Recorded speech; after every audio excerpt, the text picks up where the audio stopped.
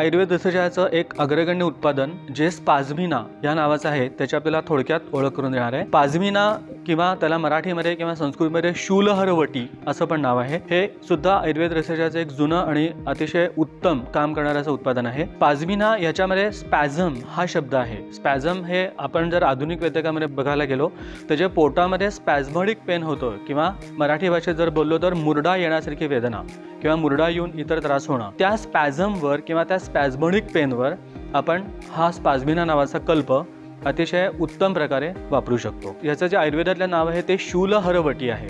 शूल याचा आयुर्वेदातला अर्थ सुद्धा दुखणं किंवा विविध प्रकारच्या वेदना हाच आहे। तर विशेषतः पोट दुखण्यावर किंवा पोटातल्या त्या मुरडा आलेल्यासारख्या वेदना असतात त्याच्यावर याचा उपयोग आपण करू शकतो। आतड्यांच्या बिघडलेल्या हालचालींमुळे किंवा अनेक वेळा अन्नपचन नीट न झाल्यामुळे जे अजीर्ण होतं त्याच्यामुळे जे पोटात दुखणं सुरू होतं त्याच्यावर याचा आपण उपयोग करू शकतो। याच्यामध्ये जी घटकद्रव्ये आहेत त्याच्यामध्ये पंचकोल म्हणजे पिंपळी, पिंपळमूल अशा प्रकारची 5 द्रव्य, अजमोदा म्हणजे ओवा, जिरे, पारसी किवानी म्हणजे जे ओव्याचाच प्रकार आणि ह्याच्या व्यतिरिक्त कुचला बीज जे आपण म्हणतो ते पण असतो। तर कुचला बीज हे एक आयुर्वेदात सांगितलेलं उपविष आहे, पण ते आम्ही उत्तम प्रकारे शुद्ध करून याच्यामध्ये त्याचा आम्ही वापर केलेला आहे।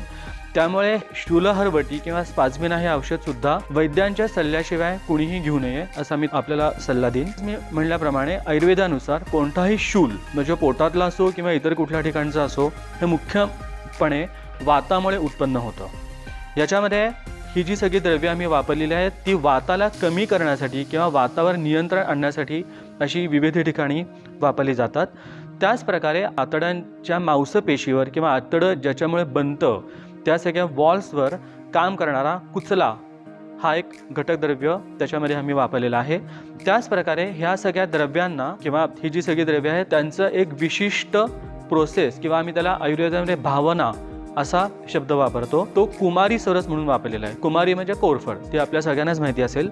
तर कुमारी पण उत्तम प्रकारे अजीर्ण कमी करणारी, पचन वाढवणारी आणि त्याचप्रमाणे शूल कमी करणारी अशी आम्ही आयुर्वेदामध्ये समजतो। तर या सर्व गुणधर्मांनी स्पाझमिना किंवा शूलहरवटी उदरशूलावर म्हणजे पोटातल्या वेगवेगळ्या प्रकारच्या शूलांवर जर ते अजीर्णानी झालेलं असेल, अनेक वेळा ॲमिबिक डिसेंट्रीमध्ये किंवा आपण ज्याला आव म्हणतो त्या आवेच्या मुळे सुद्धा पोटामध्ये दुखून मुरडा होऊन जुलाब होऊ शकतात। त्याचप्रकारे अन्नपचन नीट झालेले नसेल, आपण आदल्या 1-2 दिवसांमध्ये जर काही पचनाला जड असलेली द्रव्य जसं पनीर किंवा दुधाचे पदार्थ किंवा माशांसारखे पदार्थ असे जर खाल्ले असतील आणि त्याच्यामुळे अजीर्ण होऊन हे जर दुखत असेल पोटामध्ये तर याचा शूलहरवटीचा उपयोग आपण अतिशय उत्तमरित्या करू शकतो। याच्याशिवाय वातामुळे कधीकधी गुडघा दुखणं किंवा काही आपण जास्त व्यायाम केल्यानंतर किंवा जास्त चालल्यानंतर किंवा ज्याला आपण स्प्रेन वगैरे अशा गोष्टी म्हणतो अशा याच्यामध्ये पाय दुखणं, कंबर दुखणं किंवा वेगवेगळ्या प्रकारे वेदना होणं ज्या आम्ही वाताच्या मुळे होतात असं म्हणतो त्या ठिकाणी सुद्धा आपण स्पाझमिना वटी देऊ शकतो। याच्यामधल्या कुचलामुळे ते वेदना शमनाचं काम उत्तम प्रकारे होतं। पण परत हीच गोष्ट मला इथे नमूद करायची वाटते की या कुठल्याही गोळ्या आयुर्वेदातल्या किंवा कुठल्याही औषधं ज्याच्यामध्ये आत्ता मी जे स्पाझमिना किंवा शूलहरवटी सांगतोय ती वैद्यकीय सल्ल्यानंतरच घेण्यासाठीचे त्याचा उपयोग आपण करू शकतो, कारण त्याचे इतरही काही असे इफेक्ट असू शकतात की जे त्या पेशंटला चालू शकत नाही, त्या रुग्णाला चालू शकत नाही। त्यामुळे एकंदरीत स्पाझमिना किंवा शूलहरवटी हा अजीर्ण किंवा त्याच्यामुळे होणारा मुरडा किंवा अशावर सांगितलेलं आणि आयुर्वेद रसचयाचं एक उत्तम असं औषध आहे।